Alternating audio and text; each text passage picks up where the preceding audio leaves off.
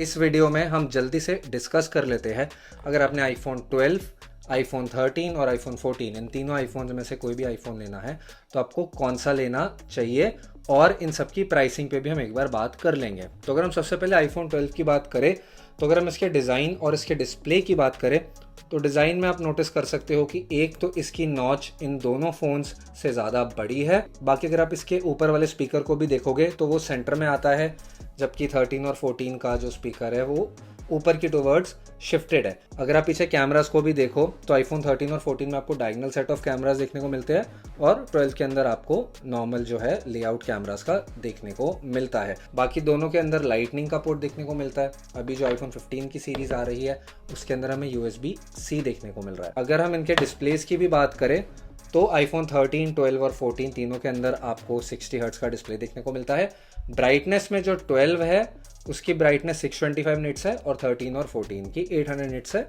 तो आईफोन 12 की ब्राइटनेस थोड़ी कम लगती है इन दोनों के कंपैरिजन में। बाकी अगर हम परफॉर्मेंस की बात करें तो आईफोन 12 के अंदर आपको A14 बायोनिक चिप, आईफोन 13 के अंदर आपको A15 बायोनिक चिप और आईफोन 14 के अंदर भी आपको A15 बायोनिक चिप देखने को मिलती है। आईफोन 14 के अंदर गाइज आपको A15 बायोनिक चिप के अंदर 5 कोर का GPU देखने को मिलता है, तो उसका GPU 1 कोर ज्यादा है आईफोन 13 के बायोनिक चिप से। बाकी अगर मैं इनके वेट की भी बात करूं तो आपको कोई बहुत ज़्यादा वेट में डिफरेंस नहीं देखने को मिलने वाला है। अगर आप आईफोन 13 और 14 को देखोगे तो आपको अराउंड 2 से 3 ग्राम का डिफरेंस देखने को मिलेगा। आईफोन 13 और 12 के बीच में अराउंड 10 ग्राम्स का डिफरेंस है। तीनों फोन्स काफ़ी लाइट लगते हैं और बहुत ज़्यादा कंफर्टेबल लगते हैं पकड़ने में। अभी जो आईफोन 15 की सीरीज़ आ रही है उसके जो बैक है वो थोड़ी सी राउंडेड शेप की है, इन तीनों की शार्प है, बट मोस्टली सब लोग केस यूज़ करते हैं तो आपको उसमें कोई बहुत बड़ा डिफरेंस नहीं देखने को मिलेगा। बैटरी लाइफ की अगर हम बात करें तो 13 और 14 के अंदर आपको 12 से ज़्यादा बैटरी देखने को मिलती है, 2 से ढाई घंटे ज़्यादा चलती है। और जो 14 प्लस आता है उसके अंदर तो आपको बेस्ट बैटरी का बैकअप देखने को मिलेगा। तो अगर आपको बेस्ट बैटरी ही चाहिए तो आपको 13, 14 या 14 प्लस में से कोई आईफोन कंसिडर करना चाहिए। तो अगर मैं कैमरास की बात करूंगा इस तो जो आईफोन 12 और आईफोन 13 है उसके अंदर सेंसर के साइज का डिफरेंस है। तीनों फोन्स के अंदर 12, 13, 14 के अंदर 12 मेगापिक्सल का जो अल्ट्रा वाइड और 12 मेगापिक्सल का मेन सेंसर देखने को मिलता है।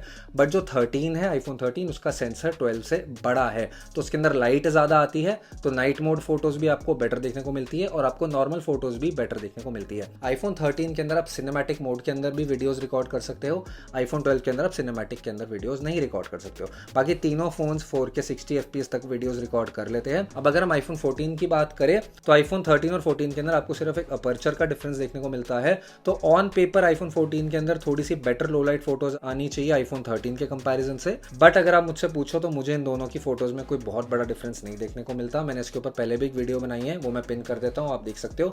उसके अंदर मैंने कैमरास के अंदर डिटेल में डिस्कस किया है।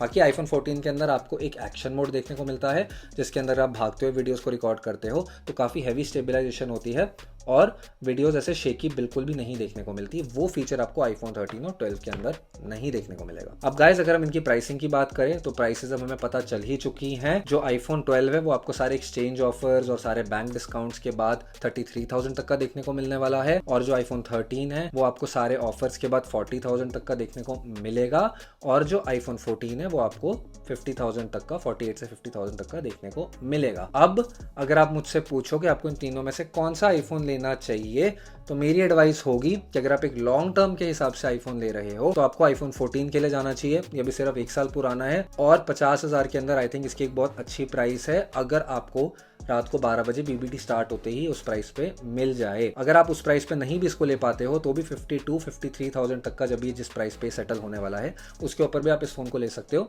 काफ़ी अच्छा फ़ोन है। बाकी अगर आपके बजट के थोड़े से इश्यूज़ है, थोड़ा बजट कम है, तो आईफोन 13 और 12 में से डिपेंडिंग ऑन आप कितना ज़्यादा स्पेंड कर सकते हो आप कोई भी फ़ोन ले लो। दोनों काफ़ी अच्छे फ़ोन्स है। बैटरी हो गया, परफॉर्मेंस हो गई, डिस्प्ले हो गया, इन तीनों फ़ोन्स का बहुत अच्छा है। आपको पता ही है आईफोन्स बहुत प्रीमियम होते हैं और ये तीनों की भी स्टोरी सेम ही है। बाकी अगर आपके इन तीनों फोन से रिलेटेड कोई भी क्वेश्चंस है या आपने अगर कोई और आईफोन से भी रिलेटेड कुछ पूछना है तो मुझसे जरूर कमेंट सेक्शन में पूछिए। BBD और Amazon ग्रेट इंडियन फेस्टिवल की सेल 8 अक्टूबर से स्टार्ट हो रही है। फ्लिपकार्ट प्लस और Amazon प्राइम मेंबर्स के लिए ये सेल अक्टूबर 7 को स्टार्ट हो जाएगी। तो अगर आपको ये फ़ोन्स इनकी चीपेस्ट प्राइस पे लेने हैं तो आपको 6 की रात को 12 बजे ऑर्डर प्लेस कर देना चाहिए, वरना पैनिक करने की कोई ज़रूरत नहीं है। बाई चांस अगर आप उस दिन ऑर्डर नहीं भी प्लेस कर पाओ तो भी 2-3 हज़ार ऊपर में आपको नेक्स्ट डे ये सारे फ़ोन्स देखने को मिल जाएंगे। वीडियो देखने के लिए शुक्रिया दोस्तों।